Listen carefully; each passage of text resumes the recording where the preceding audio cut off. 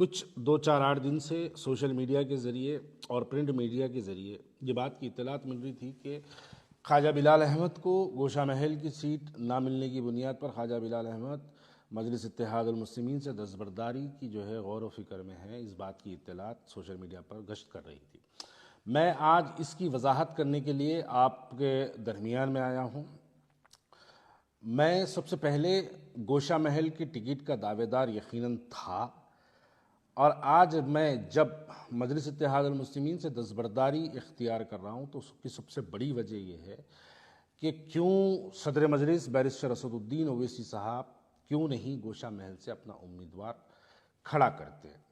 अब इसके ऊपर ये एक ऐसी टॉपिक है जिसके ऊपर बहुत कुछ बोला जा सकता, बहुत कुछ सुना जा सकता, और हर एक की अपनी अपनी एक अलग अलग थॉट है।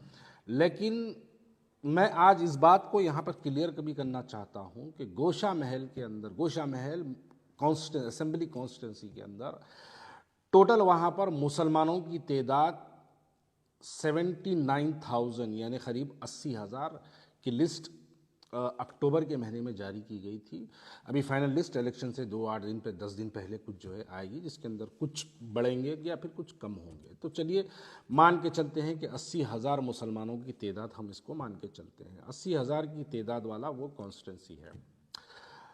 दूसरी बात मैं यहाँ पर यह भी वाजे कर देना चाहता हूँ कि अगर हम माजी में हमारे इंतखाबात को अगर देखेंगे तो मलकपेट जो कॉन्स्टिट्यूंसी है, जहाँ से अहमद बिन अब्दुल्ला बलाला जो पहली मरतबा 2009 में वहाँ से कामयाब हुए थे, वो सिर्फ़ और सिर्फ वो 30,000 वोट लेके कामयाब हुए थे। बाइकल्ला से वारिस पठान जो पहली मरतबा 2014 के इंतखाबात में कामयाब हुए थे, 25,000 वोट लेके एमएलए बन गए थे। बलाला साहब मैं समझता हूँ 30,800 कुछ वोट थे, वो लेके जो है वो एमएलए बन गए थे। जो कॉन्स्टिट्यूंसी में 80,000 मुसलमान हमारे हैं, उस 80,000 मुसलमानों की कॉन्स्टिट्यूंसी में हम अपना कैंडिडेट क्यों नहीं खड़ा करते। यहाँ पर मैं पूछना ये चाहता हूँ, मजलिस इत्तेहादुल मुस्लिमीन की फाइनल लिस्ट आ चुकी है। मजलिस इत्तेहादुल मुस्लिमीन जुबली हिल्स से भी जो है अपना एक उम्मीदवार खड़ा करी है, राजेंद्र नगर से भी एक अपना उम्मीदवार खड़ा करी है। क्या हैदराबाद के मुसलमानों को इस बार ये बात को समझना ज़रूरी है कि हमको अजहरुद्दीन को हराना ज़रूरी है या राजा सिंह मलून को हराना ज़रूरी है? इस बात का जवाब आपको नहीं मिलेगा, लेकिन इसका जवाब आपको यकीनन मिलेगा। हिकमत अमली समझो कुल हिंद मजलिस इत्तेहादुल मुस्लिमीन की हिकमत अमली के नाम पे मुसलमानों के जज्बात से जो है हमेशा खेला जाता है। जहाँ पर 2009 का जो स्टाइल था मलकपेट पे, जिस अंदाज में मलकपेट कॉन्स्टिट्यूंसी पे मजलिस इत्तेहादुल मुस्लिमीन ने अपना कब्जा गाड़ा, अपनी हुकूमत वहाँ पर जो कायम की, जो अब तक भी कंटिन्यू चल रही है, क्या हम उस अंदाज में गोशा महल नहीं लड़ सकते थे? इसका जवाब आपको नहीं मिलेगा, कोई भी इसका जवाब नहीं देगा। वो मलून दिन बर दिन सरकार की शान में गुस्ताखी करता है, हम मुसलमानों के दिलों को ठेस पहुंचाने वाले बयानात देता है, और मेरी जमात कुल हिंद मजलिस इत्तेहादुल मुस्लिमीन के पास ऐसा कोई प्लान, ऐसा कोई मंसूबा नहीं है कि उस मलून को हराया जाए। क्योंकि ये तमाम लोग जानते हैं कि मैं कांग्रेस से जब मजलिस इत्तेहादुल मुस्लिमीन में दोबारा शमूलियत इख्तियार किया था, जब बैरिस्टर असदुद्दीन ओवैसी साहब ने ये बात को हमको कहा था कि आइए भारतीय जनता पार्टी को हराने के लिए आप हमारा साथ दीजिए। शायद लोगों को याद नहीं है, लेकिन हैदराबाद के लोगों का हाफिज़ा भी बड़ा कमज़ोर होता है।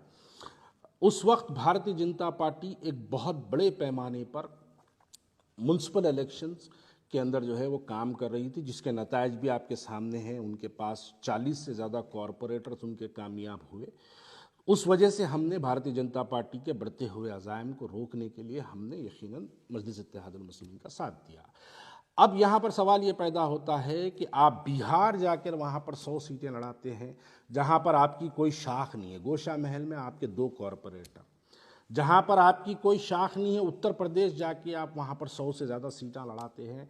गोशा महल हैदराबाद पार्लियामेंट्री कॉन्स्टिट्यूंसी में आता है, जहाँ के एमपी खुद असदुद्दीन ओवैसी साहब हैं, और जो हर इंतखाबात में जब जब इलेक्शन होते हैं, पार्लियामेंट के जब भी इलेक्शन होते हैं, असदुद्दीन ओवैसी साहब वहाँ से 30-30 हज़ार, 40-40 हज़ार वोट जो है असदुद्दीन ओवैसी साहब वहाँ से हासिल करते हैं। क्या मजलिस इत्तेहादुल मुस्लिमीन जहाँ पर 40,000 वोट हासिल करती है, जहाँ पर उनके 2 कॉरपोरेटर मौजूद है, जहाँ पर उनके इफ्तदाई के सदर मोहतमदीन मौजूद है, जहाँ पर उनकी एक बड़ी तादाद में जहाँ पर जो है उनके एक 80,000 से ज़्यादा मुसलमान वोटर्स जहाँ पर मौजूद है, क्या मुसलमान वहाँ पर अपना कैंडिडेट मजलिस इत्तेहादुल मुस्लिमीन नहीं खड़ाती? इसका जवाब आपको दूसरी जानिब से ये मिलेगा, ये कहेंगे कि नहीं, हिकमत अमली समझो, हम टीआरएस या कांग्रेस की तायद में अपने कैंडिडेट का ऐलान करते हैं। हमने माजी में भी देख लिया कि आपने इससे पहले मुकेश गौड़ की तायद की, वो भी हार गया। इससे पहले आपने टीआरएस की तायद की, वो भी हार गया। इस मरतबा बीआरएस की तायद करेंगे, वो भी हारेगा। आपके पास कोई मंसूबा नहीं है। क्यों? ऐसी क्या बात है जो राजा सिंह को जो है आप इतनी शिद्दत से मोहब्बत करते हैं कि उसको आप बार बार कामयाब कराना चाहते हैं? अब मैं वाज़े तौर पे कह दूं, आने वाले पार्लियामेंट इलेक्शन में आप देख लीजिए, उस मलून को भारतीय जनता पार्टी का कैंडिडेट बनाया जाएगा पार्लियामेंट इलेक्शंस के लिए हैदराबाद के। जैसे ही वो कैंडिडेट बनेगा, ये तमाम जितनी शिकायतें हैं आपके मेरे जैसे लोगों को, जितने भी लोगों को जो है नाराज़गियाँ हैं, ये तमाम नाराज़गियों को बुलाया जाएगा और फौरी इस मलून को ला के आपके सामने खड़ा कर दिया जाएगा। हैदराबाद के मुसलमान जज्बाती नारे लगाते हुए निकलेंगे अपने मकानों से, भारी अक्सरियत से मजलिस इत्तेहादुल मुस्लिमीन को कामयाब कर दी। इस वजह से मजलिस इत्तेहादुल मुस्लिमीन हमेशा एक ऐसे फ़िरका परस्त चेहरे को हैदराबाद के अंदर सियासी तौर पर ज़िंदा रखती है। आप अगर उसकी तारीख देखेंगे तो वो बदमबाल रेड्डी की शक्ल में कभी ज़िंदा रहा, कभी आले नरेंद्र की शक्ल में ज़िंदा रहा, कभी इस मलून की शक्ल में ज़िंदा रहा, कभी बंडारू दत्तात्रेय की शक्ल में ज़िंदा रहा, कभी किशन रेड्डी की शक्ल में जिंदा रहा। तो ये हमेशा इस तरीके से मजलिस इत्तेहादुल मुस्लिमीन एक अपने फ़िरका परस्त चेहरे को जिंदा रखती है। अरे हमने बाइकल्ला के अंदर, महाराष्ट्र के जब इलेक्शन हुए, बाइकल्ला के अंदर 25,000 वोट लेके हैदराबाद, 25,000 वोट लेके बाइकल्ला से वारिस पठान वहाँ से जो है एमएलए मुंतखब हो गया।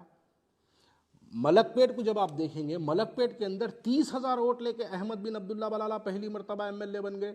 जाहिर सी बात है, बनने के बाद अपनी कारकर्दगी करेंगे, वहाँ पर मुसलमानों के वोटों की तादाद बढ़ाने का काम करेंगे। अरे हम लड़ेंगे ही नहीं तो हम जीतेंगे कैकू? फिर वो काशीराम का नारा कहाँ गया बैरिस्टर असदुद्दीन ओवैसी साहब के, पहली बार लड़ेंगे, दूसरी बार हराएंगे, तीसरी बार जीतेंगे?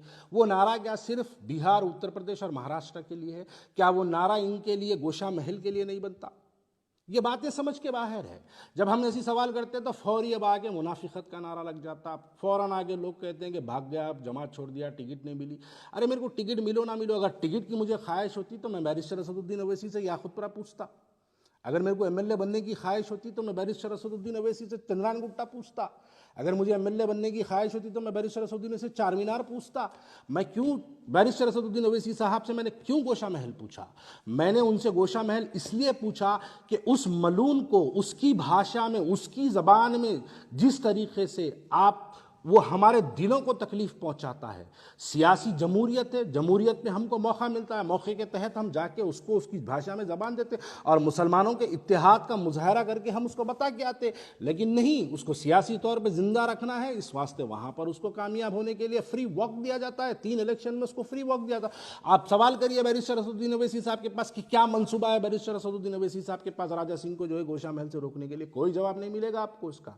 अरे ठीक है, आपको अगर ख्वाजा बिलाल का चेहरा पसंद नहीं है, आपको ख्वाजा बिलाल का अगर जो है ज़ुबान पसंद नहीं है, माजी में ख्वाजा बिलाल ने बहुत सारे मजलिस इत्तेहादुल मुस्लिमीन के खिलाफ बयानात दिए हैं, अगर इस बुनियाद पे ख्वाजा बिलाल आपको पसंद नहीं है तो आपके पास जो पसंदीदा चेहरे बहुत से हैं जिनके चेहरों को देख के आप मुस्कुराते हैं, उसमें से कोई एक चेहरे को लेके आके गोशा महल दे देना था। वो मुसलमान को खड़ा करना था वहाँ पर, आप मुसलमान को वहाँ पे खड़ा करके आप उसकी तायद करना था। बीआरएस के जो आपके जो ताल्लुकात है, उस ताल्लुकात की बुनियाद पे बीआरएस से आप एक अच्छे से हिंदू कैंडिडेट को लाना था और उसको बोलना था कि तुम मुस्लिम बस्तियों में इंटर मत हो, हिंदू बस्तियों में जाओ, काम करो, उनके वोटों को आप पोलराइज कराना था, जैसा आप करते हैं, जैसा आप फिरोज खान के लिए करते हैं, जैसा नामपल्ली के लिए आप करते हैं, जैसा मलकपेट के लिए आप करते हैं, जैसे याकूतपुरे के अंदर हिंदू वोटों को बाइफिकेट करने के लिए आप काम करते हैं, वैसी ही लेके जाके राजा सिंह के खिलाफ में आप टीआरएस से एक हिंदू कैंडिडेट को वहाँ पर डलाना था और केटीआर जो आपके मामू भांजे जो भी है, आप उनके जरिए उसको इंस्ट्रक्शंस पास करना था कि मुस्लिम बस्तियों में काम नहीं करना, मुसलमानों की 80% है, तुम जाओ हिंदू बस्तियों में काम करो। असदुद्दीन ओवैसी साहब निकल के अगर गोशा महल में मुसलमान बस्तियों में 80,000 वोटरों के दरमियान में अगर फिर के असदुद्दीन ओवैसी साहब पैदल दौरे कर करके अगर मुसलमानों को वहाँ पे जो है बेदार करते, 80,000 में अगर 55,000 भी मुसलमान अगर निकल के अगर मुस्लिम कैंडिडेट को वोट दे दिया तो मैं ये सवाल हैदराबाद की आवाम के लिए छोड़ता हूं, क्या ये मलून हारता नहीं सकता था? अरे जाती पैसा हम लगा देते, लोगों से चंदा मंग के लेके जाके गोशा महल लड़ा देते अगर आप किसी मुसलमान को देते। मैं अपनी जात के तौर पे अल्लाह के फजलो करम से चंदे की जरूरत नहीं है, मैं अपनी जात से 2, 4, 8 करोड़ लगाता, गोशा महल उसके वो मलून के खिलाफ में इलेक्शन लड़ता और ये बताता कि उसको मुसलमानों का इत्तेहाद ये होता है। लेकिन इसका कोई प्लान नहीं है आपके पास। अब उसकी आप तैयारी कर रहे हैं, उसको लोकसभा में लाने की तैयारी है, इस वजह से उसको वहां पे फ्री वॉक दिया जा रहा है। और ऐसी जमात के साथ रहना मैं नहीं समझता मेरे लिए जो है काबिल फ़ख्र हो। इसलिए इस बुनियाद पर मैं आज मजलिस इत्तेहादुल मुस्लिमीन से दस्तबरदारी का ऐलान करता हूं।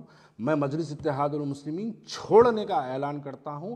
आगे मैं क्या करूंगा, किसके साथ जाऊंगा, जाऊंगा भी या नहीं जाऊंगा, या सियासत में रहूंगा या नहीं रहूंगा, रहूंगा तो किसके साथ रहूंगा, इसका ऐलान मैं सोशल मीडिया, प्रिंट मीडिया के ज़रिए मैं हमारे लोगों तक पहुंचाते रहूंगा।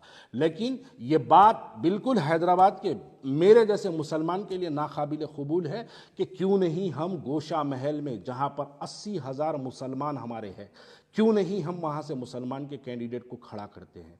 क्यों नहीं हम बीआरएस का इस्तेमाल करके, टीआरएस का इस्तेमाल करके, हम क्यों नहीं वहाँ पर जो है हिंदू वोटों के अंदर जो है हम बाइफिकेट करने का काम करते और मुसलमानों में इत्तेहाद का नारा लगा के हम मुसलमानों को घरों से निकालते और इस मलून के खिलाफ मुसलमान एक तौर पर, मैं समझता हूँ अगर हम मुसलमानों के अंदर अगर निकल के अगर जो है हम पैदल दौरे करते, उनके छोटे छोटे ग्रुप मिसिंग करते, तो घरों से चुमटियों की तरह मुसलमान निकल कर जो है पोलिंग के दिन अपने वोटों का मुजाहरा करते और ये मलून हारता।